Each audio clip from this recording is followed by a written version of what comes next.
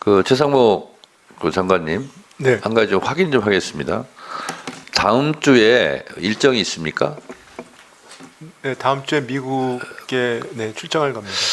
그런데 통상 전문가들의 의견은 지금 이 시기에는 트럼프 행정부와 통상에 관련된 그런 협약이나 아니면 회담이나 이런 것은 자제하는 것이 오히려 국익에 좋다, 이런 조언을 하고 있거든요. 그 부분에 대해서는 어떤 견해를 갖고 계십니까? 일단 다음 주에 출장은 G20하고 IMF 출장입니다. 예. 그리고 이제 그 베센트 장관이 뭐 얘기를 하자고 하니까 뭐 제가 거절할 수는 없는 건데 네. 기본적으로 이제 시작을 하는 거기 때문에요. 네, 그런 부분들은 크게 걱정을 안 하셔도 될 것 같아요. 그래서 전문가들은 가급적이면 지금 시기보다는 새 정부에 미뤄서 하는 것이 좋겠다, 이런 조언들을 실제로 하고 있습니다. 참고하시기 바랍니다.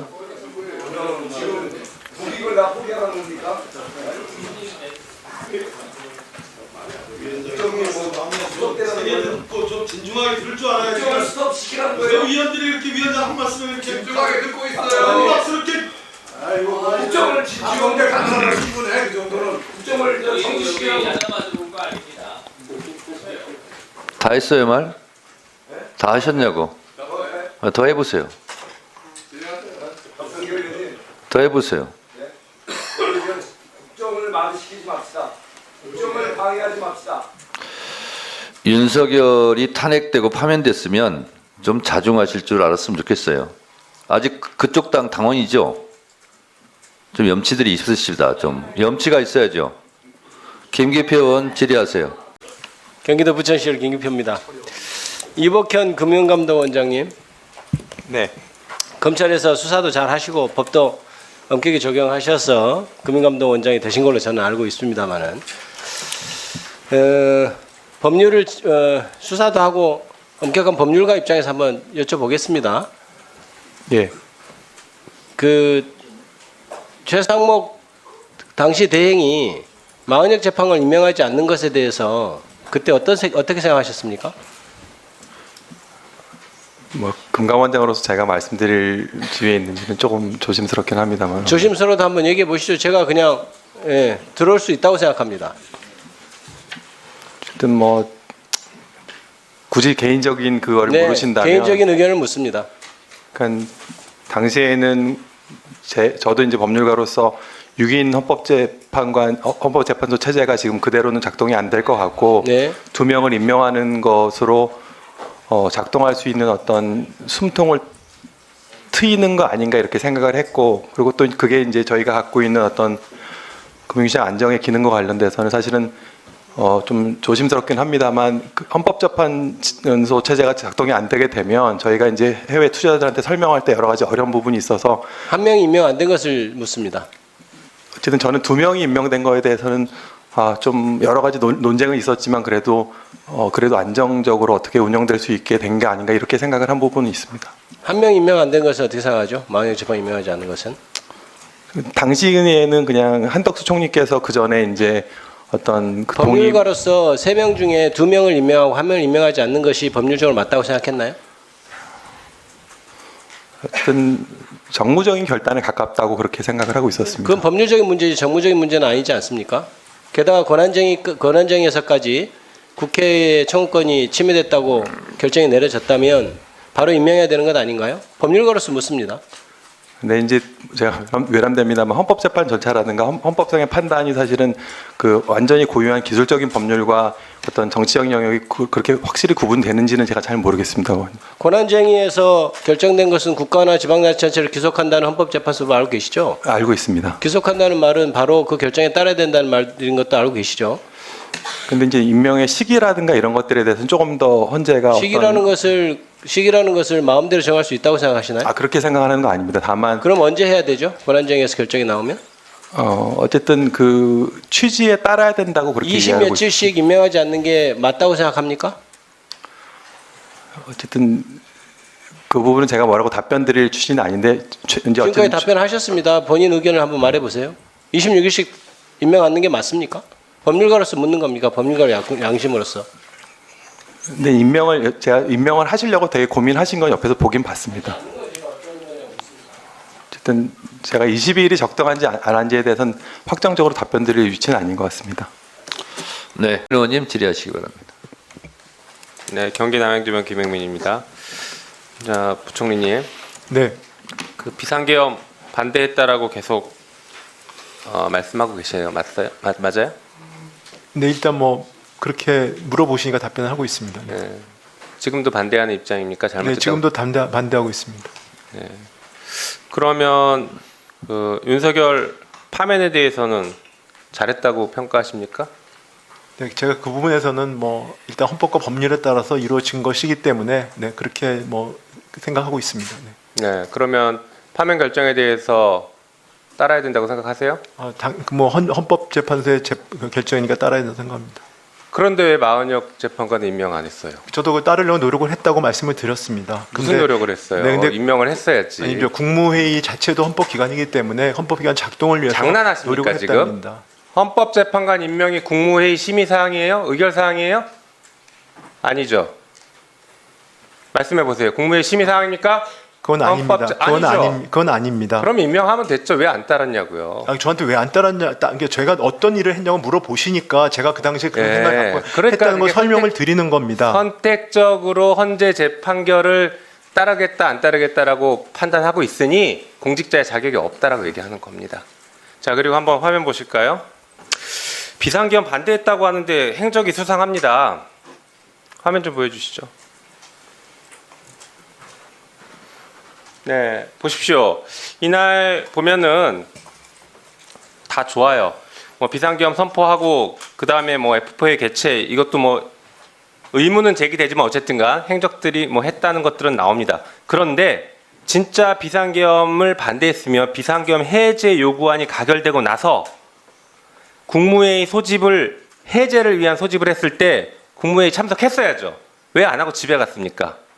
2시 3분에 저한테 온 문자는 국무회의실로 모이라는 것이고 그 회의의 목적이 없었습니다. 그래서 자, 제가 어쨌든가. 전화를 해서 물어봤더니 네. 해제 그러니까 목적을 얘기를 하지 않아서 저는 비상계엄 하에서의 어떤 뭐 회의라든지 네. 그런 건 따르지 않겠다라고 저희 1급회에서 저희 1급들과 됐습니다. 결의를 그 했기 정도 때문에 그걸 얘기하시고요. 따른 것입니다. 네, 비상계엄 해제를 국회에서 의결했는데 그것을 당연히 국무위원으로서 가서 해제 국무회의에 참석해서 해제 의견을 내고 왔어야죠. 그러니까 지금 앞뒤가 다르다는 거예요.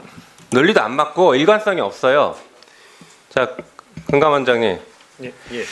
지금 보니까 한부토건 관련해서 이번 달 안으로 조사 끝내겠다고 하는 것 같은데 김건희에 대한 조사나 이런 것들이 좀 이루어졌습니까? 제대로 조사 없이 성급하게 마무리하는 거 아니냐 이런 의구심이나 보도들이 나오고 있는 것 같은데요. 어쨌든 저희가 나중에 아까도 말씀드렸습니다만 사후 검증을 받을 뭐 감사원 감사가 됐건 검증을 받을 수 있다는 것을 특검도 알기 때문에 뭐 특검을 포함해서 여러 가지 저희 조사의 적정성 자체가 검증 대상이 되는 걸 알기 때문에 저희가 어떤 통상적인 업무 처리의 기준 플러스 저희가 할 수 있는 것들을 다 할 수 있게 좀 잘 챙겨보도록 하겠습니다. 그렇게 하겠습니다. 네, 님. 예, 저 최상목 장관님, 네.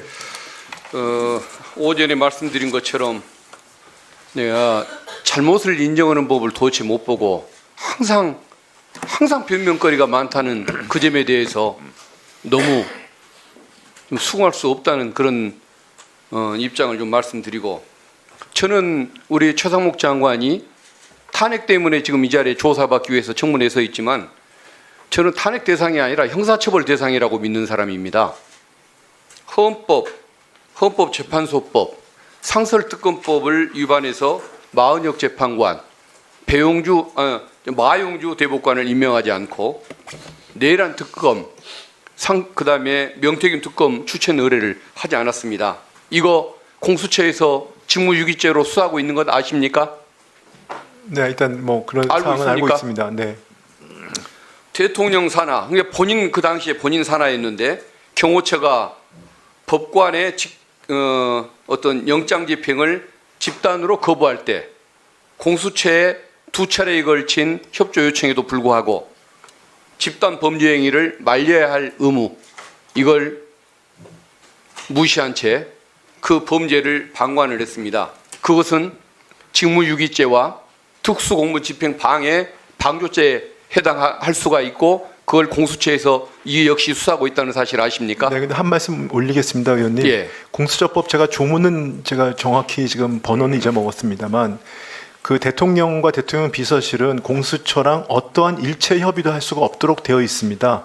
그래서 그렇기 때문에 공수처에서 공문을 2번 왔는데 저희가 뭐 공문을 받아서도 안 된다고. 장관님, 네, 그렇게 그 수사에 당시에서 관여하지 말라고 놔둔 규정인데 범죄 행위를 방치하는 그런 규정으로 그걸 써먹습니까? 아니요, 그게 왜 도대체 그렇게 자꾸 사람이 그렇습니까? 아니 조문을 한번 보십시오. 존중하는 얘기를 좀 하세요. 그 당시에 그렇게 저희는 수사에 해석을 국민에 관여하지 했습니다. 말라고 했지 본인의 범죄를 말리지 않는 그런 근거로 그걸 활용을 합니까?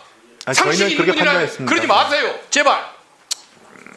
박근혜 대통령이 미래재단 설립할 때 대기업 16개 업체로부터 486억 원 받은 혐의로 뇌물죄 특가법 위반으로 형을 선고받았는데 그 돈을 뜯어낸 분이 바로 우리 최상목 당시의 경제비서관입니다. 인정합니까? 저는 뭐 지금 뜯어냈다는 표현은 인정할 수 없습니다. 그러면 수금 그건 실무자였다는 아니고요. 것 인정합니까? 그건 아니고요. 옛날 MB 때 미소재단처럼 그 당시에도 그 당시에 저는 정상적인 그러면은 박근혜 대통령이 판결문에 나와 있는 본인이 화를 내면서까지도 수금 역할을 하고 강요를 하고 기업들이 짜증을 내는 반응을 보였는데도 그걸 강행했다는 이 판결문 내용 검찰의 공소장 잘못된 것이었습니까? 검찰 공소장 중에서 그 이거 표현 왜 본인이 아직도 기소가 안 되고 있었을까요? 윤석열 검사가 봐줬던 거 맞죠? 그거는 서울중앙지검에서 한 수사입니다. 윤석열 검사장이 이어서 또 갔잖아요. 아닙니다. 그거는 서울중앙지검입니다. 팀장 윤석열 검사장 끝끝내 우리 증인을 봐준 거 아닙니까? 전 개인적으로 전혀 몰랐습니다 그때. 이거 공소시효가 앞으로도 5년이 더 살아있다는 것 명심하십시오. 네, 잘 알고 있습니다. 자중하십시오. 네, 최상목 장관님 네, 끼어들지 마세요. 자기 거라 해. 잠깐 조용히 해주시고요. 잠깐 조용히 해주시고요. 네, 최상목 장관님 네. 진짜 괘씸합니다. 최상목 장관은 경제수장이죠. 그렇습니다. 그렇습니까? 그렇습니다. 재벌 총수들은 자기가 갖고 있는 주식을 팔지를 못하는 경우가 많습니다. 혹시 영향받아서 주식이 떨어질까 봐. 대한민국의 경제수장이라는 사람이 삼성 최신 갤럭시 폰 S14 울트라가 6개월 만에 먹통됐다고요? 그러면 삼성 갤럭시 폰 누가 사겠습니까? 6개월 만에 먹통되는데 발언에 신중을 기해야죠. 아무리 거짓말도 좋지만 네, 알겠습니다. 네. 뉴스예요. 식료품 같은 경우 뭐가 나왔다 그러면 그 회사 완전 비상 걸리고요. 반환 소송 일어나고요. 이래요. 근데 경제수장이라는 사람이 삼성 최신 핸드폰이 보니까 2024년 6월 24일 날 바꿨는데 그것이 6개월 만에 먹통이 나가지고 12월 7일 날 다시 바꿨다고요? 네, 그 고장난 핸드폰 가지고 있습니다. 네. 삼성 핸드폰 직원들이 이거 보면 놀래 자빠지겠어요. 아니 고장 났다고 하는 것에 대해서 고장 난 걸 증명도 안 했어. 제가 봤을 때는 밀어주시면 어떡해요? 먹통이 났다고 얘기하는데 야 진짜 어떻게 그렇게 무책임하게 경제수장이 그것도. 발언합니까? 생각이 없어요. 소비자예요. 제가 봤을 때는 그럼 AS가 본인이 위기를 모면하기 위해서 거짓말 한다고 판단이 되고 그 말 한마디가 얼마나 삼성전자 핸드폰에 악영향을 끼칠지 아무 생각 없이 국익 침해적인 그런 발언을 하는 겁니다. 참으로 한심하고 괘씸합니다. 제가 의사진행 발언 신청해서 처음으로 준 거 처음입니다. 제가 법사위 시작한 이래 너무 좀 놀라운데 제가 뭐 사실은 무슨 뭐 특별한 말씀을 드리려는 게 아니고 좀 단순한 질문을 드리려는 거예요. 예. 의사진행 발언은 위원장한테 하는 겁니다. 예, 그러니까 네. 우리 저 의원장님, 그 오늘 이 법사위는 최상목 경제부총리에 대한 탄핵소추안에 관한 청문회 아닙니까? 근데 이게 보니까 탄핵소추안이 무려 오늘로서 이번으로서 이제 30건. 도대체 뭐 상상할 수 없는 이 탄핵이라는 게 그렇게 쉬운 말이 아니잖아요. 예? 예. 어쩌면 대통령의 권한 중에 최고 막강한 권한이 또 우리가 받아들여서도 안 되고 있어서도 안 되는 것이 비상계엄이라고 하면 아마 국회가 갖고 있는 권한 중에 가장 강력하고 가장 최후에 써야 될 그 극단적인 수단이 바로 탄핵 아닙니까? 네? 우리 그저 정청래 위원장님은 어떻게 생각하세요? 정청래 위원장님, 제가 질문을 하는데 딱 3분 안에 맞춰주세요. 예? 3분 안에 맞춰주시라고. 아니 제가 질문 드리는 거예요. 제가 지금 3분 안에 맞춰주시라고. 의사진행 발언으로 자 이게 탄핵에 대해서 그 우리 그러면 조금 이따 답변해 주세요. 저는 이해를 못 하겠는 게 이 수많은 탄핵 소추안 중에 나는 뭐 기본적으로 다 이게 청문회를 하는 줄 알았어요. 아니, 또 자꾸 딴지같이 하시네. 위원장님, 탄핵 소추안 중에 어떤 건 청문회를 하고 어떤 건 청문회를 안 해요. 그 대체 기준이 뭔지 그거에 대해서 좀 납득이 가게끔 말씀 좀 해줘 보세요. 다 했습니까? 의사진행 아니 나는 내 3분은 제 시간이니까 다 마치고 제가 일괄적으로 답변 드릴게요. 일괄 답변하시려고. 네. 그 제가 지금 일문일답을 좀 원하는데 그렇게 할 수 없습니까? 네, 없습니다. 왜 그런 거죠? 국회법상 그렇게 돼 있습니다. 아니 제가 궁금한 게 있고 또 위원장님께 이렇게 제 방식은 제가 요청할 수 있고 선택할 수 있는 건데 그 국회법에 그게 나와 있어요? 몇 네, 점이 당연히 나와 있는지 한번 얘기해 보세요. 그 일문일답을 위원장님은 하신다는 것을 해서는 안 된다라고 국회법에 나와 있어요? 없으니까 위원장이 하는 거예요. 아니 그 되게 맞춰주세요. 조문을 해박하게 알고 계시는 걸로 알고 있는데 국회법 몇 조 몇 항에 나와 있는지 위원장님한테는 일문일답을 요구할 수 없다라고 저는 처음 들어봐요. 맞춰주세요. 위원장님 그 좀 정확히 그 조문 좀 알려주시고요. 제가 말씀드린 두 가지 질문 기억나시죠? 네. 예. 아주 성실하고 아주 납득이 갈 만한 답변 부탁. 다 하셨습니까? 의사진행 발언에 대해서 답변 드리도록 하겠습니다. 국회법에 대해서 모르는 것이 자랑이 아닙니다. 최상목 장관이 대통령 권한대행을 했을 때 그 짧은 기간에 거부권을 행사한 것이 몇 건인지 혹시 아세요? 최상목 증인 9번입니다. 답변합니다. 내란특검법, 김건희특검법, 지방교육재정교부금법, 방송법, 초중등교육법, 반인권국가범죄 시위 등에 관한 특례법, 2차 내란특검법, 명태균특검법, 3인 방송법 개정안 이 9건에 대해서 거부권을 행사했습니다. 그리고 내란 수계 우두머리로 곧 감옥에 갈지도 모르는 윤석열 전 대통령도 수십 건의 거부권을 행사했습니다.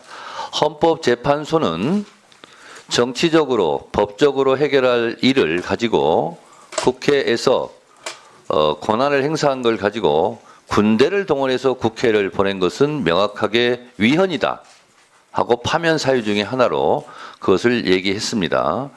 따라서 국회는 국회의 권한대로 탄핵을 하는 것이고 대통령은 대통령의 권한으로 거부권을 행사합니다. 이것은 법적인 테두리 안에서의 행정부와 국회에서의 권한 행사를 한 것입니다. 이것이 불법도 아니고 위헌도 아닙니다. 그럼 거기에 맞대응을 하고 또 정치적인 대화나 타협을 시도했어야지.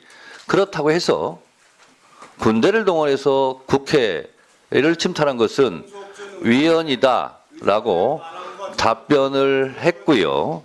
이는 마치 권투 경기에서 화난다고 글러브를 빼고 밖에 나가서 흉기를 들고 와서 권투 경기를 하는 것과 같은 일이다 해서 윤석열 대통령은 이미 파면이 되었다는 말씀을 드리고, 또한 국회법에 보면 대통령은 국회의원 정수 3분의 2, 200명에 의해서 탄핵할 수 있고 국무위원은 과반수 의결로 탄핵할 수 있습니다. 그러면 본회의에서 탄핵을 곧장 의결할 수 있고 그리고 국회에서 의결로 탄핵 조사를 법사위에 회부하여 탄핵 조사를 하게 할 수 있습니다.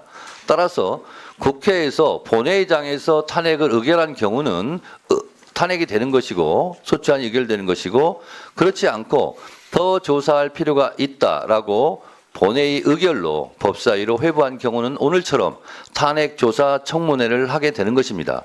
법사위원장이 임의로 탄핵 조사 청문회를 하는 것이 아니고 본회의의 의결로 회부되었기 때문에 방금 제가 국회법 130조를 읽어드린 것처럼 지체 없이 조사 보고해야 된다. 이 조항에 따라서 한다고 제가 읽어드렸음에도 불구하고 국회법을 모르면 위원장이 그 법을 안내할 때 제대로 들어야지 그걸 가지고 질문하는 의원님에 대해서 유감을 표명을 합니다.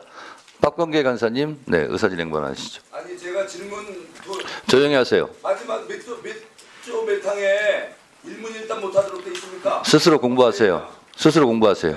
자, 시간 없습니다. 가지 마시고 네, 자, 박범계 간사님, 의사진행관 하세요. 예, 박범계입니다.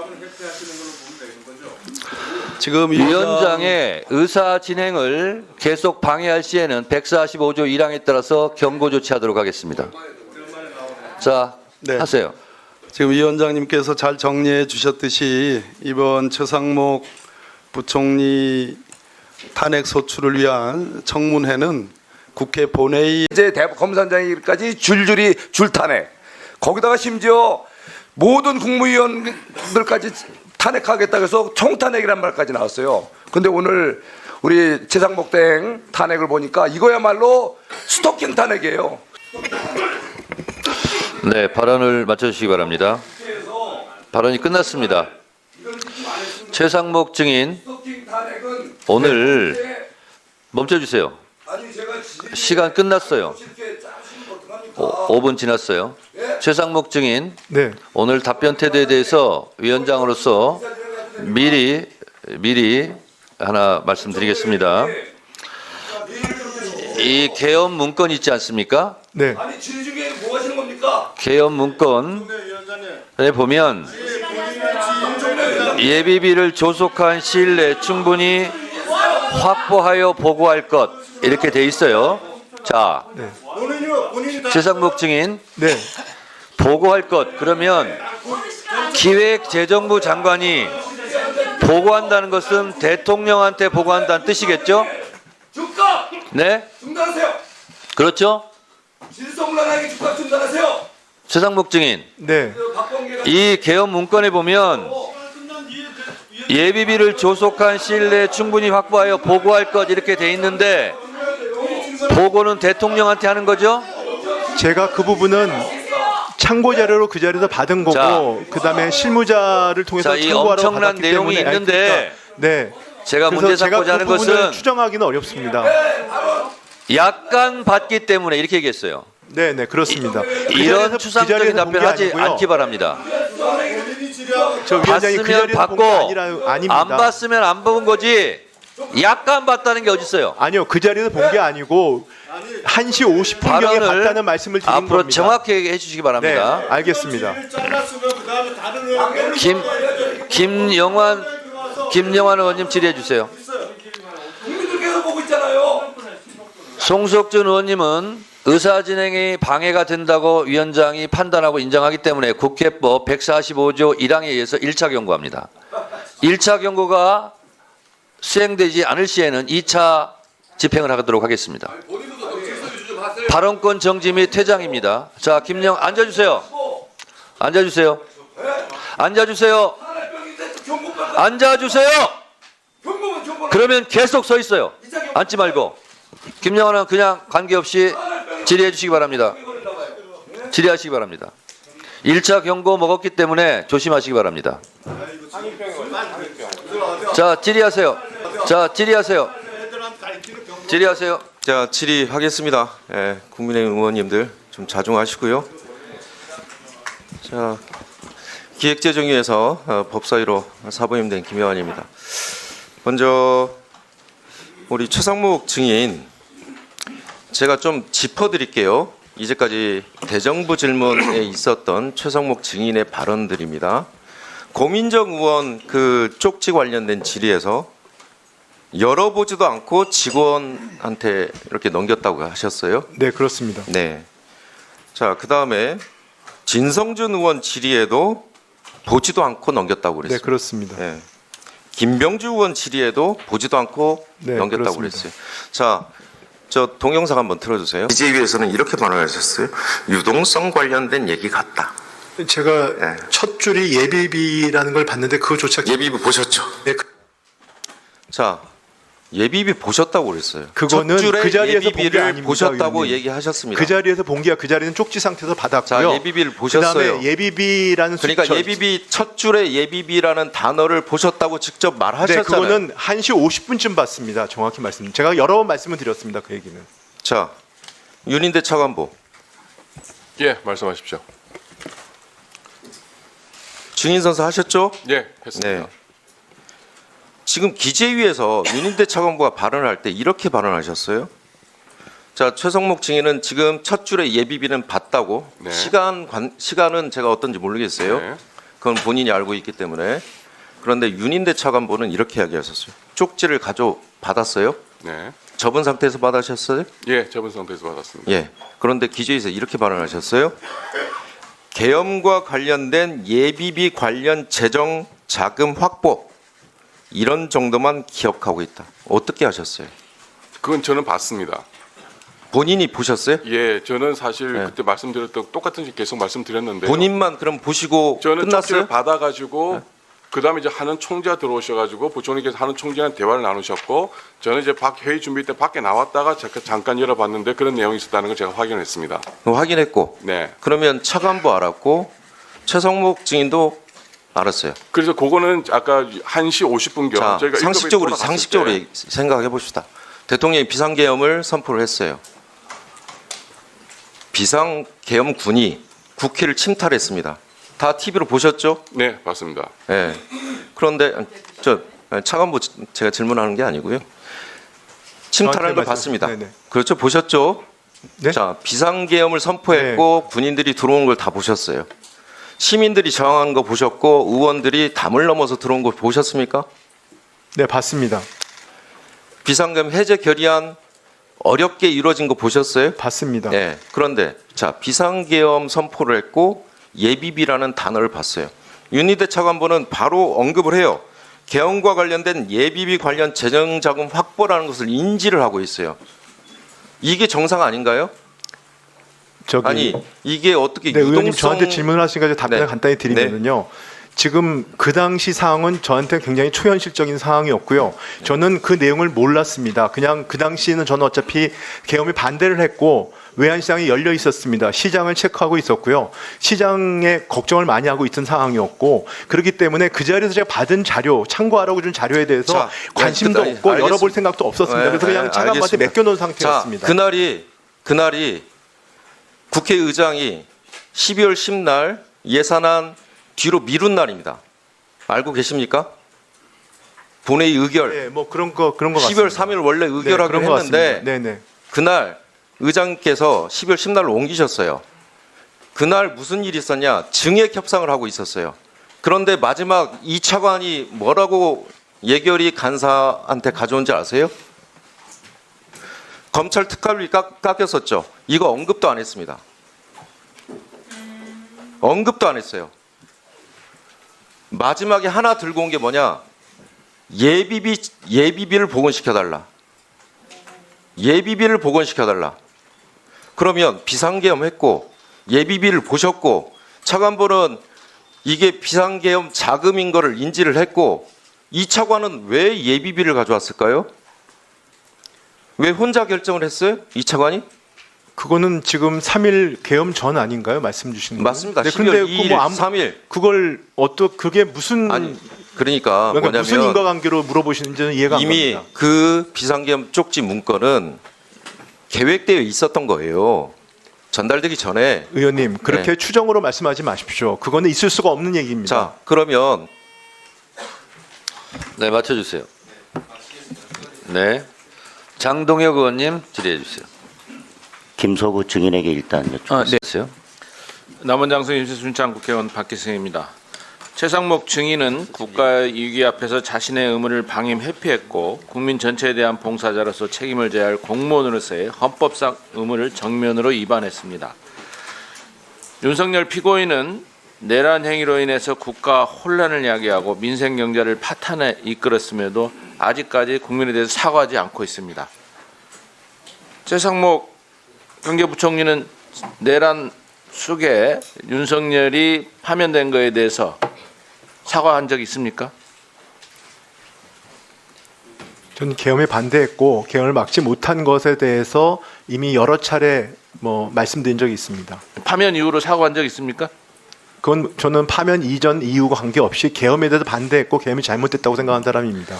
2024년 12월 27일 최상목 경제부총리가 권한대행력을 승계한 이후의 일련 행태를 짚어보겠습니다. 국회는 12월 26일 국회목 3인의 헌법재판관을 선출했습니다. 그러나 마은혁 재판관은 한두숙 총리가 복귀한 뒤 4월 8일에야 임명이 됐는데 103일이 걸렸습니다. 김서구 법무부 차관. 네. 재판관 1인의 공백은 헌법재판소 구성과 관련해 굉장히 중요한 문제이고 사실은 헌재 평의가 늦어진 것도 큰 원인 중에 하나입니다. 법은 지켜져야 하고 헌재 결정을 따라야 하는데 맞죠? 네, 그렇습니다. 제가 누차 지적했지만 최상목 대통령 권한대행에게 마은혁 재판관 임명과 관련된 논의를 하고 건의도 하고 보고를 해라고 했는데 어떻습니까? 이렇게 장기화해도 차관도 동조한 책임이 있는데 어떻습니까? 제대로 건의했습니까? 당시 국무위원들 간담회 때 제가 드린 말씀 크게 네 가지입니다. 첫 번째는 국회 추천 3명에 대한 임명권이 형식적 권한이냐, 그렇지 않으면 임명을 거부할 수 있는 실질적 권한이냐, 그 부분에 대해서는 형식적 권한으로 봐야 된다고 말씀드렸고, 두 번째는 여야 합의라는 관행도 확립된 관행은 아니다. 그건 이제 그만하시죠. 지금 똑같은 얘기를 반복하는데 2월 27일 재판관 전원은 일치된 의견으로 마은혁 재판관을 임명하지 아니한 부작위는 헌법에 의해서 부여된 국회 구성권을 침해한다. 봤습니다. 대통령은 국회가 헌법 111조 제3항에 따라 재판관으로 선출한 사람에 대해 임의로 그 임명을 거부하거나 선별하여 임명할 수 없다라고 판단했습니다. 최상목 증인의 부작위는 권한대행으로서 헌법상 의무를 저버리는 행위이자 헌재의 권위를 훼손하고 헌법기관을 형이화시키는 행위입니다. 마은혁 재판관을 임명하지 않았던 이유가 대체 무엇입니까? 직무가 정지된 한덕수 총리가 하지 말라고 했습니까? 최상목. 제가 임명을 안 한 게 아니고 임명을 하려고 노력을 했습니다. 네. 그래서 일단 두 분이 임명을 해서 헌법 절차는 진행을 시켜놓고요. 네. 그 다음에 헌재 결정이 난 다음에 존중을 하고 그 부분에 그렇지만 국무회의도 돌아가야 되지 않겠습니까? 네. 국무회의가 작동이 되려면 국무위원들과 논의를 하는 것이 필요하다고 생각했습니다. 국무회의도 헌법기관입니다. 헌법기관이 작동할 의무가 당시에 있었습니다. 아니 거부권은 이렇게 쉽게 행사하면서 어떻게 더구나 지금 국회에서 추천한 목인데 뭐가 그리 힘들었습니까? 임주봉 교수님 잠깐 좀 묻겠습니다. 헌법재판소법 66조 제2항은 헌법재판소가 부작위에 대한 심판청구를 인용하는 결정할 때에는 피청구인은 결정 취지에 따른 처분을 하여야 한다 이렇게 규정되어 있고 67조 1항은 권한대행의 심판의 결정은 모든 국가기관과 지방자치단체를 기속한다 이렇게 규정하고 있습니다. 헌재가 유언 결정을 하면 피청구인은 결정 취지에 따른 처분을 해야 한다는 것은 사실 지체 없이 해야 한다는 의미고 만약 법적으로 검토하겠다거나 협의하겠다고 하면 그 자체가 위법 행위라고 하셨는데요. 네. 왜 위법인지 좀 설명 좀 해주십시오. 예, 헌법재판소법 66조 2항에서 지금 최상목 부총리께서 이제 그 국회에 선출한 헌법재판관 마은혁 후보에 대해서 임명장을 주지 않는 것에 대해서 이것이 국회의 헌법재판관 선출권을 침해했다라고 헌재가 인용 결정을 내렸고 헌법재판소법 66조 2항은 그 경우 결정 취지에 따른 처분을 하여야 한다라고 되어 있습니다. 이럴 경우는 그 인용 결정이 났으니까 임명장을 교부하는 것이 위헌이라는 판단 아니겠습니까? 그러면 이제 피청구인인 우리 최상목 부총리께서는 그 위헌 상태를 지체 없이 해소해야 할 그러한 의무가 있는 것입니다. 따라서 지체 없이라는 말이 법조문에는 없지만 당연한 것입니다. 너무 당연하기 때문에 법조문에 없는 것인데 지체 없이 임명장을 교부하지 않고 계셨던 것은 계속해서 위법 행위를 하신 거라고 저는 생각합니다. 네, 수고하셨습니다. 다음은 조배숙 의원님 질의하시기 바랍니다. 자, 최상목 부총리 휴대전화 교체한 적 있어요, 없어요? 없습니다. 유심칩 바꾼 적도 없습니까? 없습니다. 좋아요. 방금 김영민 의원 질의에 핸드폰 교체한 적이 없다 이렇게 답변하셨죠? 네, 그렇습니다. 자, 그런데 장경태 의원실에서 휴대폰 기기 변경 내역 제출을 하라 하는 자료 제출을 했고 요구를 했고 그래서 조기용, 오영주, 이주호, 심우정, 윤인대, 박종준, 최상목 핸드폰 기기 변경 내역을 자료로 받았나 봐요. SK텔레콤으로부터. 제가 위증이 됐었기 때문에 확인하는 겁니다. 이주호 증인 뒷번호가 6031이고 2022년 8월 16일 날 갤럭시 와이드 4에서 갤럭시 S22로 바꿨죠? 네. 예, 그렇게 지금 자료가 와 있습니다. 최상목 증인에 대해서는 핸드폰 기기를 많이 바꿨어요. 근데 최근 것만 제가 말씀드리면 2024년 6월 24일 갤럭시 Z 폴드 5에서 갤럭시 S24 울트라로 바꿨고 이것을 개엄 직후인 2024년 12월 7일 날 갤럭시 S24 울트라에서 갤럭시 Z 폴드 6로 바꿨다는 SK텔레콤의 답변이에요. 근데 지금 본인은 핸드폰 기기를 바꾸지 않았다. 이렇게 지금 왔거든요. 이게 이제 장경태 의원실에서 이번 탄핵조사 청문회를 위해서 SK텔레콤한테 자료 제출을 요구를 해서 받은 답변 자료입니다. 그러면 최상목 증인은 바꾸지 않았다라고 지금 말하고 있는 것이고 이 자료는 바꿨다. 이 2024년 계엄 직후인 12월 7일 날 이렇게 바꿨다라는 자료를 제가 지금 확인하고 있는데 이 자료가 잘못된 겁니까?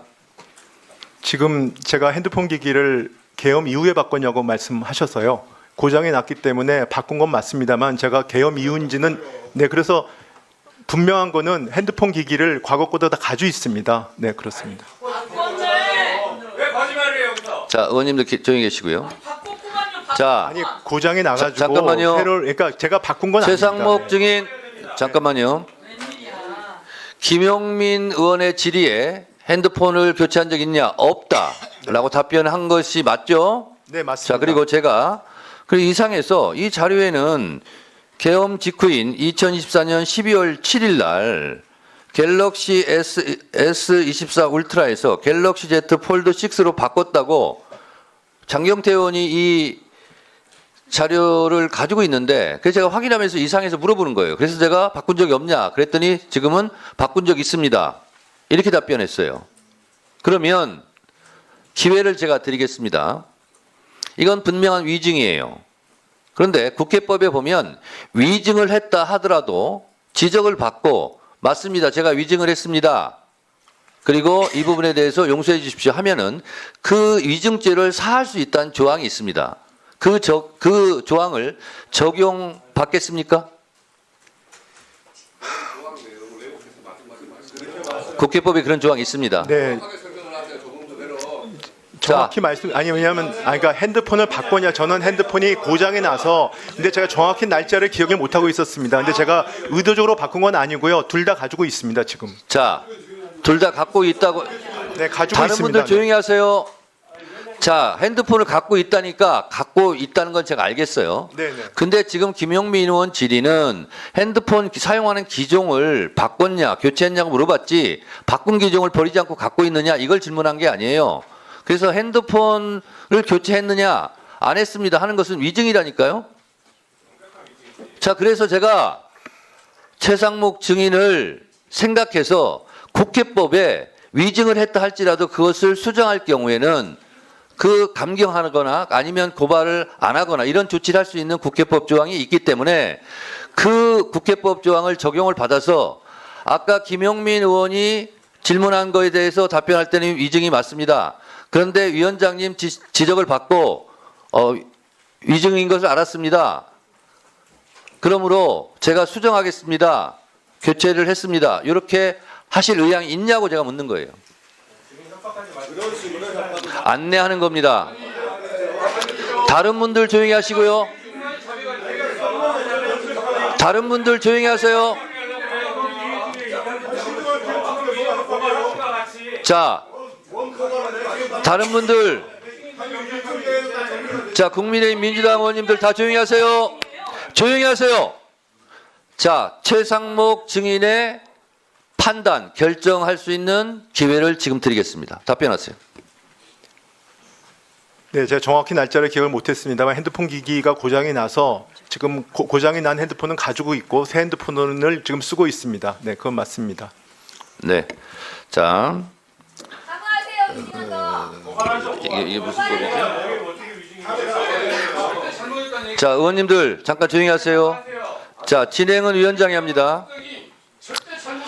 자, 박균택 의원님 조용히 하시고요. 국회에서의 증언 감정에 관한 이 위증에 관한 조항을 제가 그래서 읽어드리도록 하겠습니다. 우리 주진 의원님 정확하게 읽어달라고 하니까.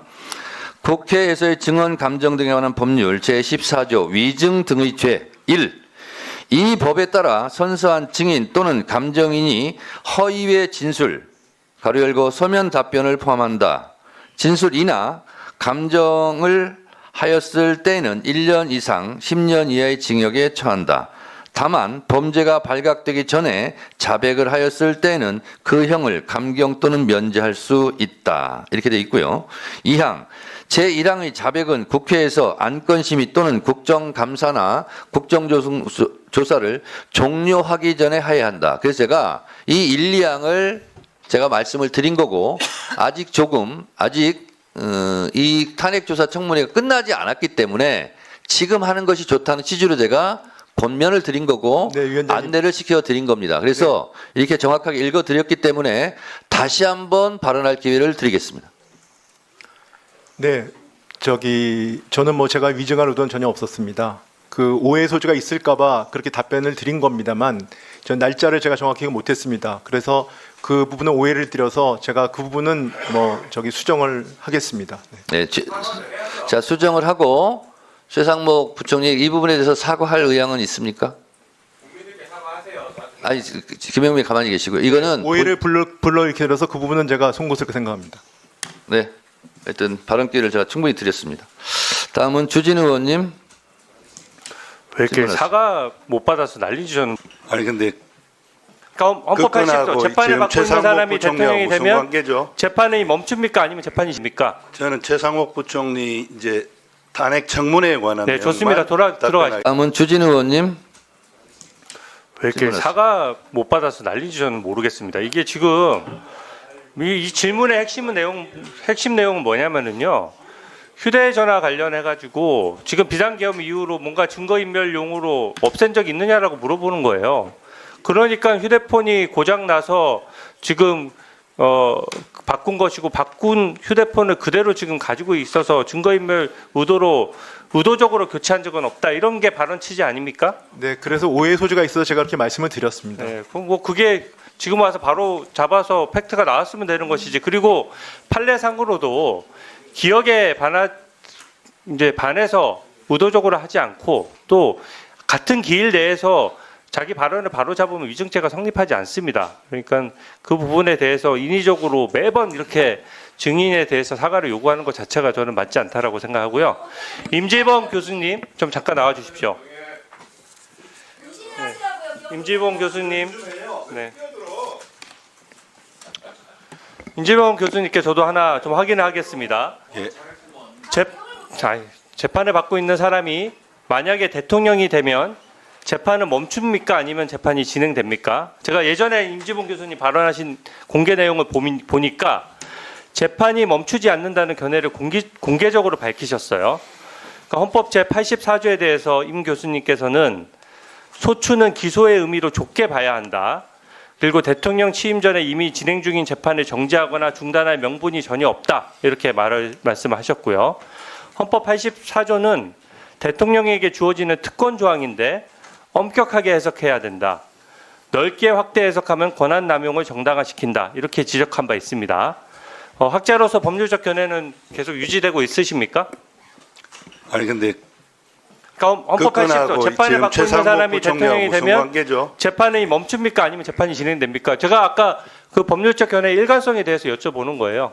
재판이 멈춥니까 아니면 재판이 진행됩니까? 저는 최상목 부총리 이제 탄핵 청문회에 관한 네, 좋습니다. 내용만 들어가십시오. 답변하겠습니다. 들어가십시오. 네.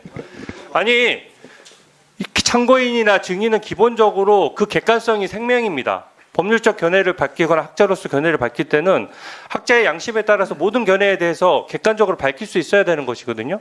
이재명 대표 관련해서 만약 대통령이 되면 재판을 멈추냐 안 멈추냐 이 부분에 대해서 이미 임 교수께서는 지난번에 분명히 재판이 멈추지 않는다라고 발언하고 그 공개된 발언이 언론 보도에까지 나왔는데 여기에 대해서 답변을 못 하시잖아요. 그러니까 아까 그 답변 내용에 대해서도 어떻게 보면 학자로서의 견해는 저는 존중하지만 이게 지금 정치적인 편향성이나 시각을 가지고 증언해서는 저는 객관적인 증언이 안 된다라고 생각합니다. 답변을 못한 게 그리고- 아니라 안 드린 겁니다. 본 사안하고 아무 관계 없는 이야기를 질문하셨기 때문입니다. 들어가십시오. 네. 법문. 네. 답변 당연히 하죠. 아니 아까 그때 답변을 못 하겠다라고 하니까 말씀드리는 거예요. 네. 자, 양쪽 다 조용히 하시고요. 주진우 의원 계속 질의하세요. 네. 법무 차관님. 네. 네. 지금 저는 이 탄핵 난발 상황에 대해서 좀 몇 가지 좀 확인하려고 하는데요. 네. 저는 이 헌재에서 탄핵 소추가 남용됐냐 안 됐느냐 이거를 헌재가 다루는 것 자체가 헌정사에 되게 부끄러운 장면이라고 생각합니다. 이게 탄핵이 남발되는 거에 대해서 헌재가 남용으로까지 볼 수 없다라고 어떻게 보면 국회에 대해서 말을 한 것이 면죄부를 준 게 아니거든요. 지금 예전 탄핵 사유를 보면 방통위 같은 경우에는 방통위원장이랑 그 직무대행 4명을 무려 연속으로 탄핵했고요.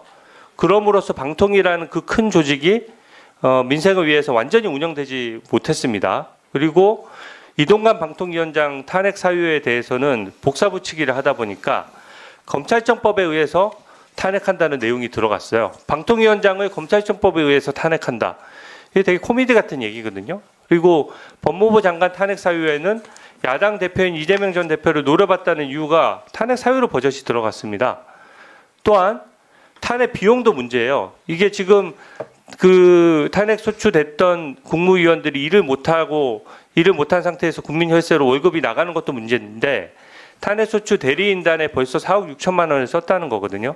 그리고 탄핵 소추 대리인단에 이름만 올리면 지금 청년 변호인 같은 경우에는 굉장히 사건을 수임하지도 못하는 판국인데 여기는 이름만 올리면은 천만 원씩 계속 지급을 하는 겁니다. 저는 이게 문제라고 보는데 어떻게 보세요? 네. 기본적으로 우리나라가 대통령제 국가고 의원내각제 요소가 물론 있긴 있습니다만 기본적으로 의원내각제 요소에서 의원내각제 국가에서 있는 내각 불신임제도 우리나라에 없습니다. 그런데 탄핵소추는 소추되는 순간부터 직무가 정지되기 때문에 어떻게 보면 내각 불신임 제도가 없다고 하는 우리 헌법상 정신을 고려해서 탄핵소추에 있어서는 최대한 신중을 기해야 된다는 게 제 생각입니다. 네, 수고하셨고요. 주진우 의원님, 제가 잠깐 못 들어서 그러는데 그 탄핵 소추 변론 비용 국회 예산 혹시 얘기하신 겁니까? 그 부분은 그러면 제가 좀 말씀을 드려야 되겠습니다. 이번 윤석열 대통령 탄핵 소추 법률 대리인은 17명으로 했고요. 이 기준은 박근혜 탄핵 때 17명을 했습니다. 그리고 각 당에 변호사들을 추천하라고 의뢰를 했고요. 그리고 소추단도 구성했는데 국민의힘에서는 공식적으로 참여하지 않겠다 이렇게 얘기를 해서 말씀드립니다. 그래서 조국혁신당에서도 추천했고 그래서 17명을 구성했고요. 그리고 이것은 국회 규칙에 따라서 변호사비를 책정을 했는데 제가 보니까 국회 규칙이 잘못돼 있더라고요.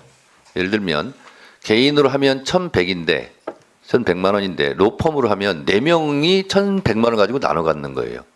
그래서 제가 소추위원으로서 굉장히 변호사들에게 오히려 200~300만 원 가지고 지금 변호사 활동을 한 거거든요. 그래서 죄송하다는 말씀을 드리고 그리고 다른 소추 사건 같은 경우는 여야가 동시에 한 명씩 동수로 변호사를 추천해서 같이 했습니다.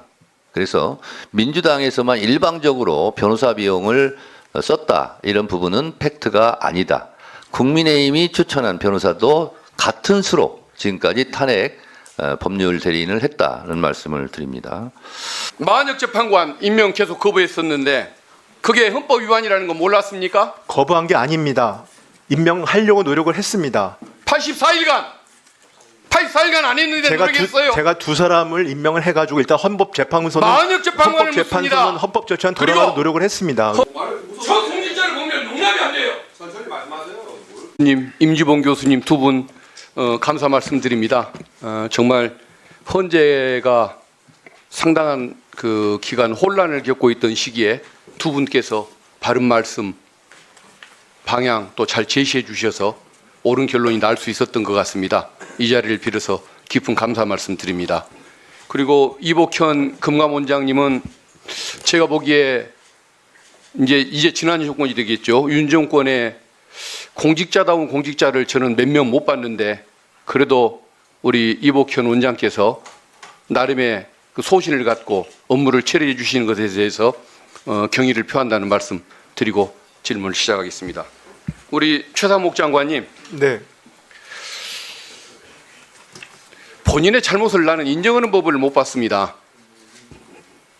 나라 경제를 망가진 부분이든 내란 이후에 취했던 행동들이든 수많은 문제가 제기돼도 항상 변명이 길지 내가 잘못했습니다. 죄송합니다라는 말을 한 번도 한 걸 못 본 것 같아요.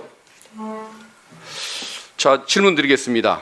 국민과 역사의 평가만 두려워하며 국가를 위해 책임 있게 행동하는 게 공직자로서의 도리다. 누가 한 말인지 압니까? 제가 국무회의 모두 발언에 한 말입니다. 권한대행으로서 그런 얘기 하셨던 거죠? 네네. 본인은 그렇게 행동해 왔습니까? 전 행동하려고 노력했습니다. 네. 노력한 결과가 그겁니까? 자, 그럼 한번 질문해 보겠습니다. 계엄 반대했다고 그러셨죠? 네, 그렇습니다. 옆방에서 윤석열 전 대통령이 비상계엄 선포할 때 옆에 계셨던 좀 상황 아니었습니까?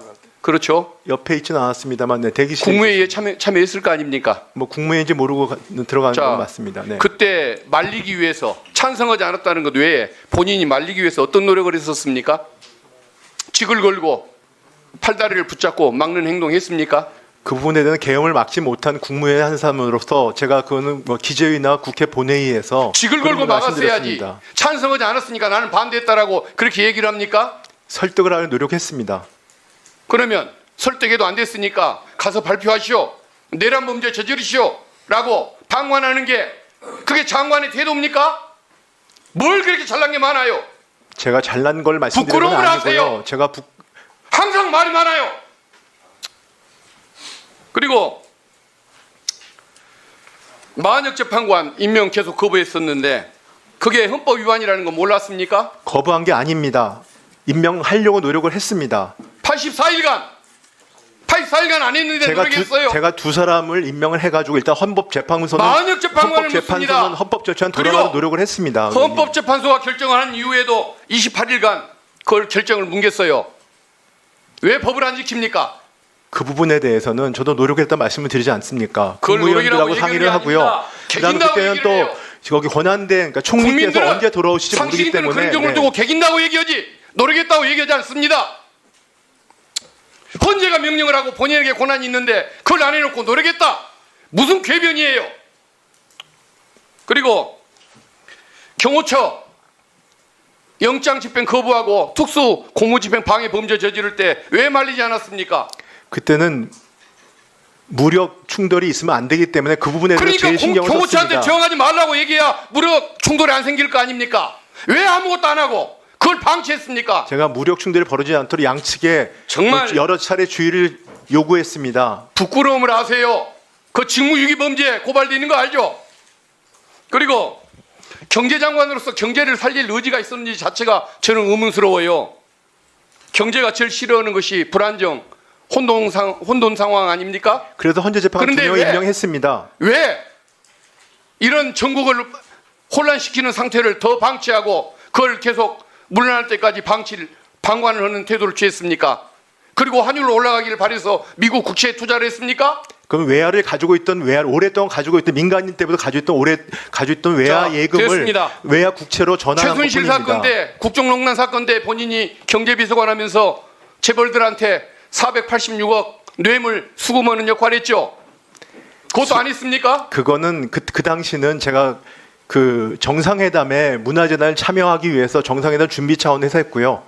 돈 뜯는 역할을 했잖아요. 분배하고 돈 안 내는 기업이 어디냐고 압박까지 했던 것이 본인 아닙니까? 그거는 근데 아직까지도 기소가 안 되고 사실과 있어요. 다릅니다. 그리고 그 이거 당시에는 탄핵이 문제가 아니라 그 범죄까지 반드시 기소가 돼서 서울구치소로 가게 만들 겁니다. 의원님 한 말씀 올리겠습니다. 탄핵이 문제가 아니고 그 당시에 그와 관련된 많은 분들이 저 아까 말씀하신 범죄에 다 무죄가 나왔습니다. 나는 판결에 나온 사실을 가지고 얘기하는 거예요. 박근혜 대통령 유진한 거 모릅니까? 그게 아니고 제가 미르재단 부분에 대해서 뇌물과 말씀하시니까 그건 무죄가 나왔다는 말씀을 드리는 겁니다.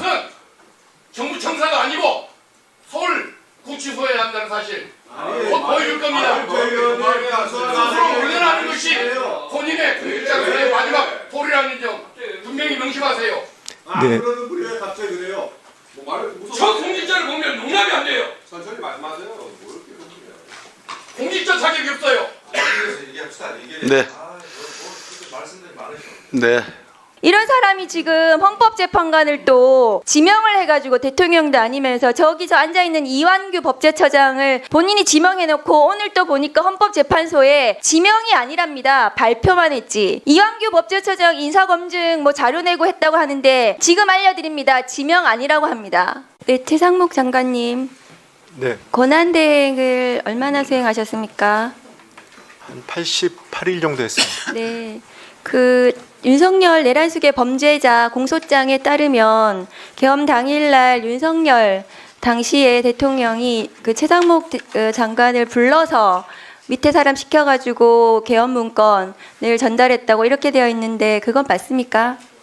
뭐 기획재정부 장관 부르시고 손짓을 하니까 옆에 있는 실무자가 저한테 네. 뭐 하여튼 쪽지 형태로 잡혀 있는 걸 줬습니다. 예, 쪽지 아니고 문건인 것 같은데요. 그렇다면 그것은 당시 계엄을 선포한 대통령의 지시로 문건이 전달된 건 맞습니까?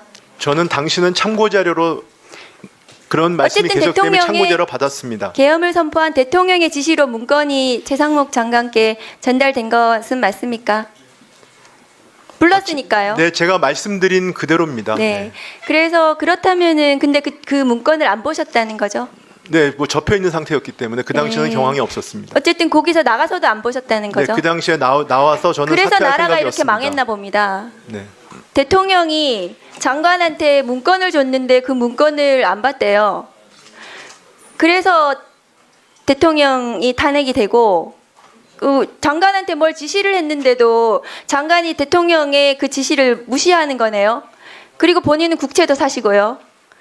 그리고 이 권한대행의 문제가 지금 뭐 탄핵 소추가 돼서 4가지 사유로 소추가 됐는데 이 모두가 다 심각하고요.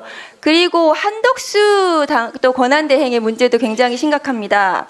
보시면 최상목 장관님 한번 보세요. 화면 좀 올려주십시오. 어제 충격적인 보도가 났거든요. 한덕수 지금 권한대행이죠. 지금 보니까 이재명 대통령 막는 게 사명이다. 이재명 전 더불어민주당 대표 대선 승리 상황이 우려된다. 이렇게 표명을 했다고 해요. 한덕수 총리가 본인의 불출마 기사를 보고 사실이 아니라면서 이렇게 발언을 했다고 보도가 났습니다. 이 단독 보도는 아마 사실이니까 보도를 했겠죠. 그런데 이런 사람이 대통령 선거를 지금 관리한다고 합니다. 대행을 해보셨으니까 아실 것 같은데 맞습니까? 관리하는 게 맞습니까? 뭐 제가 판단에 위치 않고 저 보도는 아마 사실이 아닐 거로 생각합니다. 사실이 아닌지 사실인지 모르겠지만 이런 말 했으면 이 사람 선거 관리하면 안 되는 거거든요. 이런 사람이 지금 헌법재판관을 또 지명을 해가지고 대통령도 아니면서 저기서 앉아있는 이완규 법제처장을 본인이 지명해놓고 오늘 또 보니까 헌법재판소에 지명이 아니랍니다. 발표만 했지. 이완규 법제처장 인사검증 뭐 자료 내고 했다고 하는데 지금 알려드립니다. 지명 아니라고 합니다. 잘 아세요. 이런 사람 대통령을 선거 관리해야 될지 모르겠습니다. 노무현 전 대통령이 청와대 오찬에서 발언한 거 가지고 탄핵 소추가 됐었습니다. 한덕수 대행이 지금 탄핵 소추 사유 하나씩 쌓아가면서 지금 대행을 하고 있는데 장관님 알고 계십니까? 한덕수 대행의 이런 행태 어떻게 생각하시냐고요? 제가 대행에 뭐에 대해서 평가를 하는 건 맞지 않다고 생각합니다. 본인도 출마 의사 있으세요? 저는 없습니다. 김선택 교수님 잠깐만 나와주시겠습니까? 아까 말씀하시기에 권한대행은 거리가 된 이후에 파면이 된 이후에 된 이후에 권한대행은 현상 유지와 가장 정치적 중립성이 중요하다고 하셨습니다. 그런데 한덕수 권한대행이 지금 선거 관리를 업무를 맡았는데 특정 대통령 후보의 출마를 막는 것이 자기의 목표인 것처럼 이렇게 말하는 사람 선거 관리로 적합하다고 생각하십니까? 네, 대통령이 고려된 이후의 정부는 과도적인 관리 내각에 불과합니다. 그래서 차기 정부의 권한을 선취해서 잠탈한다거나 그다음에 이 우리나라는 이제 대통령 승계제도가 없기 때문에 바로 대통령 선거를 해야 되고 공정한 선거 관리가 핵심적인 업무입니다. 그렇기 때문에 초라도 이 공정성의 의심을 받을 만한 행동이나 말을 절대 해서는 안 됩니다. 네, 그렇습니다. 그런데 지금 한덕수 권한대행도 그렇고 최상목 대행도 위헌적인 행위를 계속 반복하고 있어요. 그래서 본인이 탄핵 소추된 것입니다. 교수님 들어가셔야 됩니다. 최상목 대행은 이 탄핵 소추 말고도 2025년 1월 3일 윤석열 내란 우두머리 체포영장 집행 당시에 경찰청 이호영 경찰청 차장에게 전화도 했습니다. 그것은 명백한 수사 외압입니다. 왜 체포영장 집행하는데 경찰청 차장한테 전화합니까? 전화해서 경찰이 경호처를 왜 막고 네, 정리해 주시죠. 전화하신 거 맞으시죠? 제 현정이 없었기 때문에 대통령실에서 저한테 질의가 와서 확인차 전화했었습니다. 이게 윤석열 편들어서 체포영장 저지에 지금 본인이 네. 도와주신 거예요. 수고하셨습니다. 신승남 검찰총장은 지방검찰청에 있는 검사에게 내사 네. 사실이 외부에 알려지지 않도록 하라고 네, 정리해 주세요. 직권남용으로 유죄에 선고. 자, 박은정 의원님 정리해 주세요. 본인의 탄핵 소추 사유는 이 네 가지 말고도 경찰청 차장에게 전화한 그 부분도 추가가 돼야 됩니다. 이상입니다. 네. 이완규 법제처장. 예. 헌법재판관으로 임명을 받은 거예요? 통보를 받은 거예요? 임명을 받은 거는 아니고요. 아, 지명을 받은 거예요? 통보를 받은 거예요? 지명됐다고 오늘 좀 들었습니다. 예. 박은정 의원께서 질문했지만은 윤석열 측에서 발표만 했지 지명은 안 했다. 헌법재판 한덕수 측에서 그거는 뭐 그렇게 제가 얘기를 말씀드리기 좀 했는데 그렇지 않은 지금 것 헌법재판소에서 권한쟁의를 앞두고 이게 얼마나 혼돈스러운 얘기예요. 발표만 했지 지명은 안 했다. 이게 도대체 법꾸라지라는 말이 있는데 한덕수 대행은 뱀장어 대가리에 참기름 바라는 소리예요. 이게 뭐예요? 그러면 오늘 왜 나왔어요? 발표만 안 쓰니까? 아니 그게 오늘 저는 우리 최부총리 됐어요. 청문회 예. 우리 경제부총리님. 네. 지금 아까 우리 동료 의원들이 질문하니까 곧 사퇴한다라고 하셨죠. 뭐 임기가 지금 윤석열 정부가 지금 남았기 때문에 그 상황에서 저 최선을 다하겠다. 아니 그런데 아까도 자꾸 얘기했지만 핸드폰 가지고도 그렇게 말씀을 진짜 천재스러워요. 그건 짱구 발언이 아니잖아요. 사퇴한다 했는데 만약에 현재 국회에서 탄핵이 의결되면은 사퇴할 거예요? 그건 제가 가정을 가지고 말씀드릴 수 없는 거. 아까 의원님 사퇴 그러니까 부분은요. 사퇴한다고 이 했잖아요. 정부가 2달 남았기 때문에 2달 뒤에는 제가 사퇴가 되지 않겠습니까? 자, 그걸 좋습니다. 말씀드린 겁니다. 미 재무장관이 오시는데 제가 갑니다. 만날 거 아니에요? 그렇습니다. 예. 그런데 어제 국회 본회의 답변에서 알래스카 LNG과를 하면은 관세에 조금 더 유리할 수 있다. 그 소신 가지고 있는 거예요? 그 알래스카 LNG를 특정해서 말씀드린 게 아니고 물론 질문은 그렇게 하셨지만 트럼프 대통령과 거기서 관심 분야이기 때문에 그 모든 걸 테이블에 놓고 얘기할 수밖에 없다 이렇게 말씀을 드린 겁니다. 잘 아시다시피 세계적인 에너지 석유 기업인 미국의 엑손이나 영국의 BP도 알래스카 LNG 유저는 경제성이 없기 때문에 손든 거예요.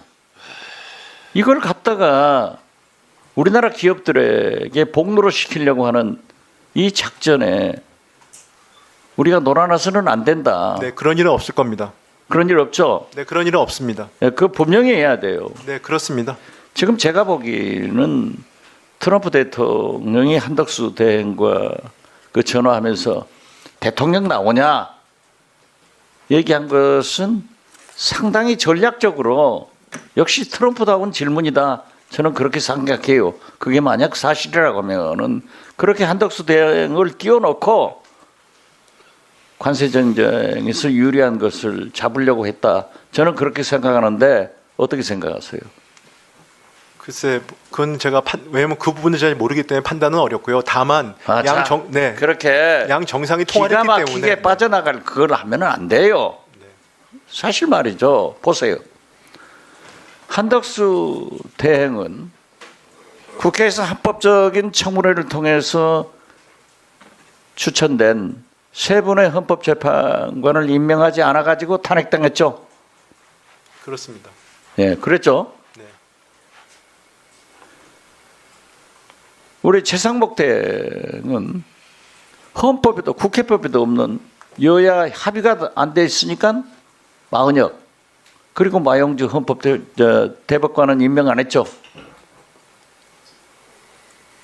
그리고 헌법재판소에서 전원일치로 인용됐는데도 임명 안 했죠. 임명하려는 노력했습니다. 노력하면 뭐해요? 누구하고 노력해요? 안 했죠. 응? 그러나 이게 있어요. 최상목 대이 두 분을 임명해 줌으로써 헌법재판소가 아까도 얘기했지만은 8인 체제로 정상화됐고 또 8인 체제에서 윤석열을 8대 0으로 파면했기 때문에 지금 어떤 의미에서 보면은 부총리는 보수에서 공적이에요. 안 하려면은 세 명 다 안 해야지. 조한창 정리해 주세요. 그분들도 여야 합의가 안 됐는데 두 명을 임명해가지고 헌법재판소에서 8대 0 만들었다. 그래서 보수에서 공적이에요.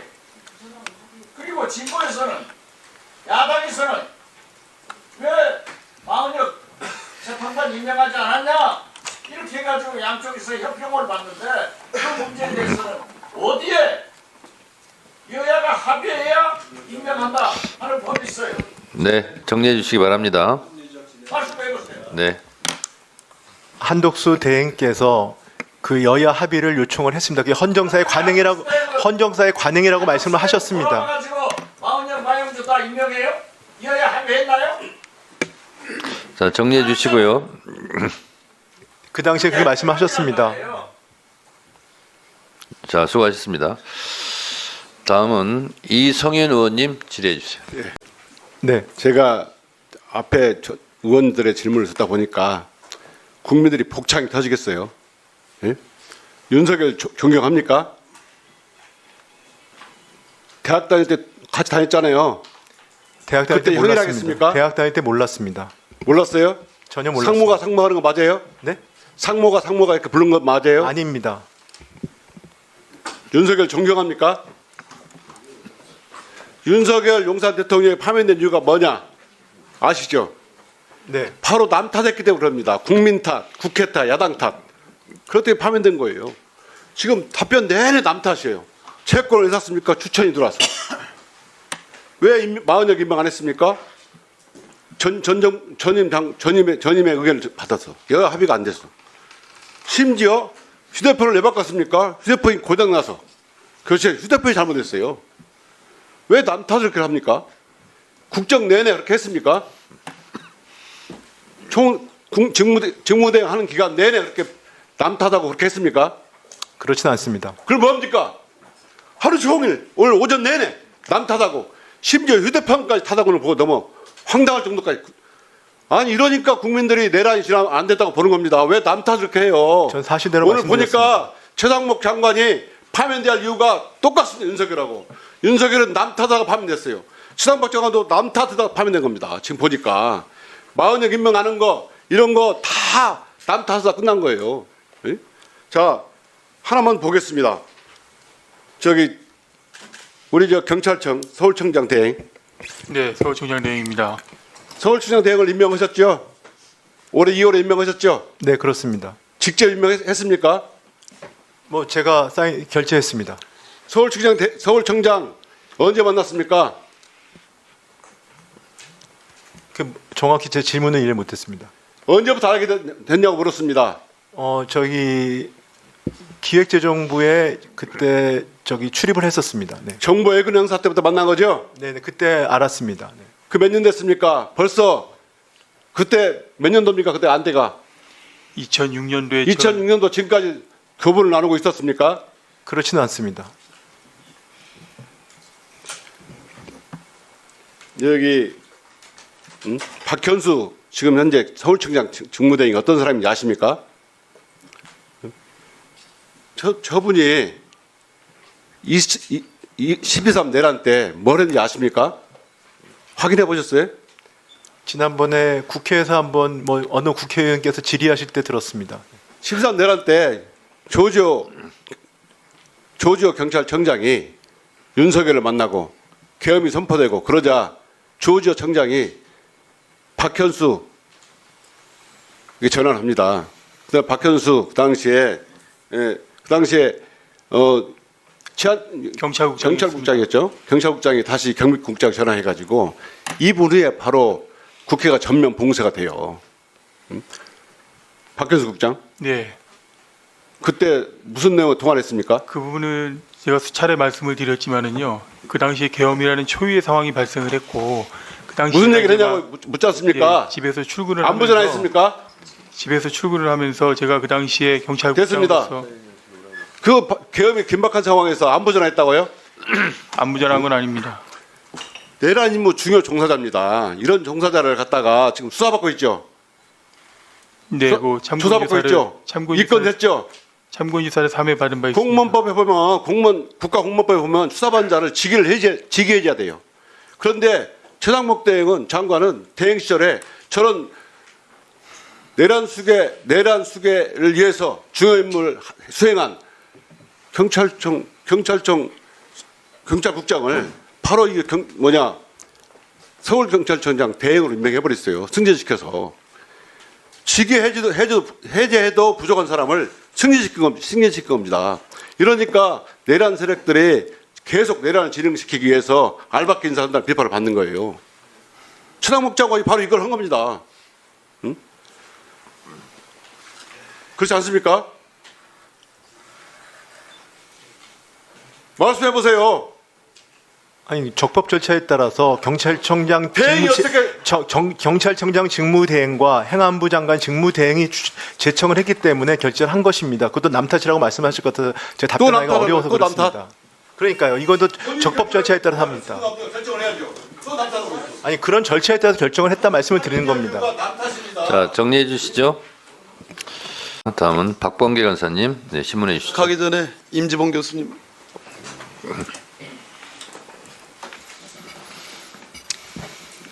짤막하게 답을 해주십시오. 예, 교수님 존경하고 감사합니다. 김선택 교수님, 아까 말씀 잘 드렸고요. 자, 한덕수 총리가 대국민 사기, 헌법농단을 하고 있어요. 헌법소원과 권한쟁의 심판을 제기하니까 그래서 가처분이 내려질 가능성이 어제 오늘 평의가 있고 있을 가능성이 높으니까 이거는 내부 행위에 불과하다. 그냥 의사표시에 불과하다. 지명이 아니다. 우리는 이것은 지명행위에 가까운 것이고 지명행위에 나가는 것이고 그래서 인사청문 기간이 지나면 임명할 것으로 우리는 알고 있기 때문에 그래서 본인이 대통령도 출마할 수 있고 이런 가상적 정치적 시나리오를 갖고 하는 거기 때문에 이것은 헌법농단이다. 헌법재판소가 이것에 의해서 휘둘려야 되는 겁니까? 교수님. 헌법농단이자 유린이라는 말에 동의합니다. 유린이죠. 예. 일국의 총리가 이런 자입니다. 이런 자가 지금 국민들을 속이고 있어요. 놀리고 있어요. 기만하고 있어요. 한 번만 더 말씀해 주십시오. 제가 말씀드린 그런 논리로 이것은 마땅히 헌법재판소가 권한쟁의 심판이든 헌법 소홀이든 가처분을 내려야 함이 헌법을 보호하는 그런 차원 아니겠습니까? 그렇습니다. 현재 결정이 있을 것으로 예상이 되고요. 제가 오늘 이 자리에 나온 이유는 그 말씀 드리고 싶어서 나왔어요. 왜냐하면 우리 최상목 부총리님 또 한덕수 지금 국무총리님 두 분 다 권한대행인데요. 이분들이 위헌행위를 이렇게 오랫동안 했잖아요. 최상목 부총리님 같은 경우는 이제 임명장을 줘야 되는데 한 석 달 정도 임명장을 안 줬고 헌재에서 주라고 했는데도 그 이후에도 25일 동안 안 줬어요. 그러니까 매일매일 위헌행위 위법행위를 했는데 매일매일 이런 거에 대해서 헌재의 어떤 판단이 있어야 앞으로 공직사회에서 공직자들이 앞으로는 위헌행위를 하면 안 되겠구나 그런 생각을 하게 되는 것이고 헌법 연구자로서 저는 그래서 이런 위헌행위에 대해서는 반드시 탄핵 소추를 해서 파면 결정을 받아내야 된다고 생각합니다. 시원한 말씀 감사합니다. 들어가셔도 돼요. 최상목 대행. 네. 2월 27일 날 권한쟁의 심판에 따른 헌법재판소의 대행의 재판관 임명권은 형식적인 권한에 불과하다. 자, 근데 3월 4일 날 국무회의가 열렸습니다. 네, 그렇습니다. 정작 공식적인 국무회의는 언급이 없고 구성원이 똑같은 간담회를 열었어요. 사전에. 네, 그렇습니다. 아까 국무회의 작동의 필요성이 있었다고 그러는데 정식의 국무회의가 아닌 간담회 형식으로 한 이유가 뭐예요? 제가 두 분을 임명하고 나서 국무위원들이 많은 반발이 있었기 때문에 그 뒤에 저희가 제2요구권을 포함해서 모든 결정할 때 국무위원 간담회를 통해서 그렇게 했었습니다. 얘기할 줄 그거 아닙니다. 국무회의는 헌법상의 기구고 거기에는 법적 구속력이 있기 때문에 그 국무위원들과 공식적으로 마은혁 재판관 임명 문제를 논의 안 한 거예요. 간담회라는 법대 나오셨죠? 그냥 법조인이 아니에요. 법기술, 법꾸라지 같은 기술을 발휘한 거예요. 두 번째, 최상목 대행이 사법부요? 본인이 재판관입니까? 본인이 판사예요? 왜 헌법재판소가 지금 임지봉 교수님 말씀하신 것처럼 2월 27일 날 명백히 임명하지 않는 것은 위헌행위다라고 선언했음에도 불구하고 26일 동안 이렇게 뭉갰습니다. 가짜 국무회의하고 구속력 없는, 그리고 여야 합의 의논을 하는데 그러면 정계선, 조한창 재판관은 소위 말해서 인사청문 때의 여야 합의 공문 외에 권한쟁의 심판 이후에 여야 합의가 있었습니까? 별도로 두 사람은 여야 합의가 되고 마은혁 재판관은 여야 합의가 안 되고 그랬습니까? 다 변명이에요.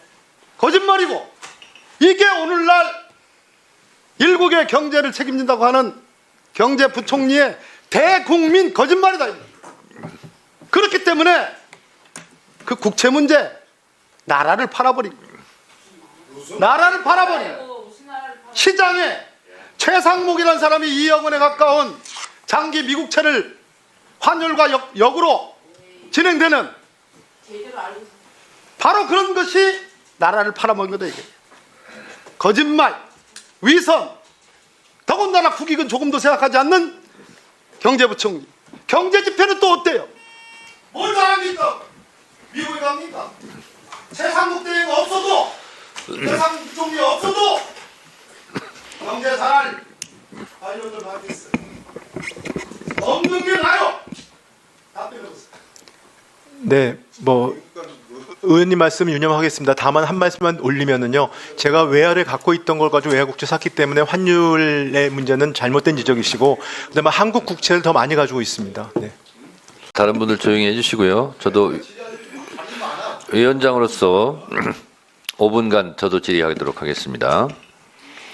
대통령 권한 대행은 대통령의 권한을 크게 행사하라 이런 뜻이 아닙니다. 큰 대자가 아니라 대신할 대자라는 거죠. 그런데 이 청개구리 대행들이었어요. 임명하라는 것은 안 하고 임명하지 말라는 것은 임명하려고 그러고 있습니다. 근데 그것이 법적으로 허용되느냐? 그렇지 않았어요.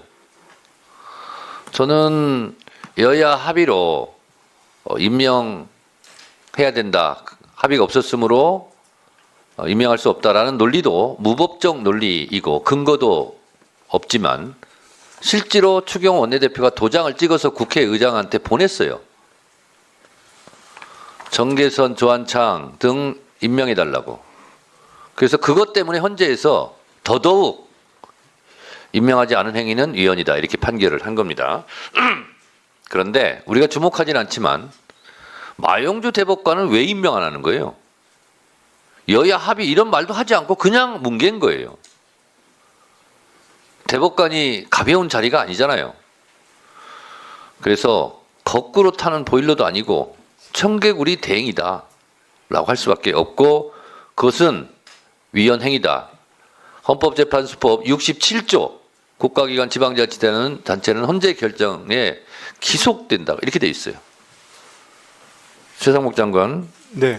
기속이라는 뜻을 아세요? 네, 뭐 모르죠? 몰라서 그런 거죠? 뜻은 압니다. 얘기해 보세요. 뭐 기속한다. 얘기해 보세요. 거기에 따라야 된다는 뜻으로 알고 있습니다. 틀렸어요. 그게 사전적 의미가 아니에요. 몰랐구만요. 제가 가르쳐 드릴게요. 기속한다는 것은 남을 강제로 얽매여 자유를 빼앗는다.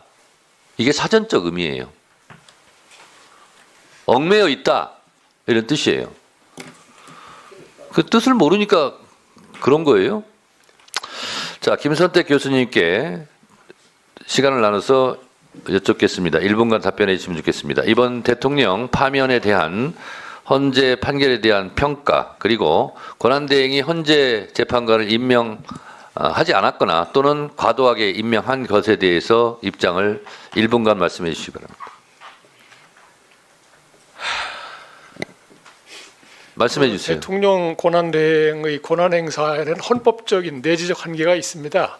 아까 말 들어보니까 뭐 사고와 고리에 뭐 그 헌법에 명시적인 규정이 없어서 저렇게 말씀하시는데 그렇게 말씀하시면 안 되는 거예요. 그 헌법에 있는 모든 권한에는 명시적인 한계가 있고 또 내재적인 한계가 있는 겁니다. 그러니까 대통령이 직무정지가 되거나 고리됐을 때 그 권한대행의 경우에는 해야 될 권한이고 하지 말아야 될 권한이 있어요. 권한대행은 타인의 권한을 행사하는 거고 아주 제한된 한시적인 기간만 권한 행사하는 겁니다. 그리고 고리됐을 때는 차기 정부를 고려하지 않으면 안 되는 겁니다. 특히 임명권 행사할 때 차기 정부에서 정부를 구성할 수 있는 그 권한을 선취해서 침탈해서 권한 행사를 하면 안 되는 겁니다.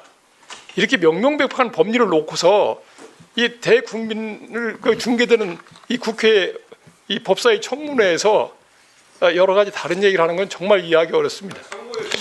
네, 조용히 하세요. 자, 김선택 교수님 감사드리고요. 임지봉 교수님, 권한대행의 권한에 대한 헌법 학회 학자들의 다수설을 좀 말씀해 주시기 바랍니다. 예, 현상유지설이라고 저희들은 부릅니다. 그러니까 권한대행은 대통령 본인이 아니고 임시적으로 대통령의 권한을 부총리 입장에서나 혹은 국무총리 입장에서 대행하는 대행자이기 때문에 대통령의 모든 권한을 행사할 수는 없고 임시적으로 이 권한을 대행하는 내각을 이끌어야 하기 때문에 현상유지적인 소극적인 권한만 행사할 수 있다는 것입니다. 그런데 만약 헌법재판관 후보에 대한 권한 대행의 임명권은 그거는 이제 국회에서 선출해 놓은 분을 형식적으로 임명장만 주는 형식적 임명권이기 때문에 당연히 권한 대행의 현상 유지적 권한 행사에 포함될 수 있었던 것이고, 네, 맞습니다. 예, 이번에 헌재는 또 그에 대해서 형식적 임명권일 뿐만 아니라 헌법 111조 3항에서 헌법적 의무가 나온다라고까지 이야기했습니다. 네, 알겠습니다. 저희가 헌재 마지막 참고 자료로 조갑재, 정규재, 김진 이런 보수 인사들의 의견도 참고 자료로 제출한 바 있습니다. 이분들이 지금까지 입장을 여러분들이 잘 알고 계실 겁니다. 이분들께서는 진정한 정통 보수가 사라졌다라고 지금 한탄하고 있습니다. 조배수 의원님 좋으시겠어요. 그쪽 넘어가시더니. 제가 얘기할 때는 얘기하지 마세요. 자, 그래서 이분들조차 국민의힘이 내란당이라고 걱정하고 있어요. 진정한 보수가 사라지고 극우만이 지금 날뛰고 있다고 이분들의 충고를 우리는 듣고 있습니다. 이분들의 얘기를 국민의힘은 그리고 여러분들은 귀담아 들어주시기 바랍니다. 오늘 오전 일정은 이것을 좀 마치고요. 잠시 정회하였다가 본회의 출석 관계도 있기 때문에 3시에 속개하도록 그렇게 하겠습니다.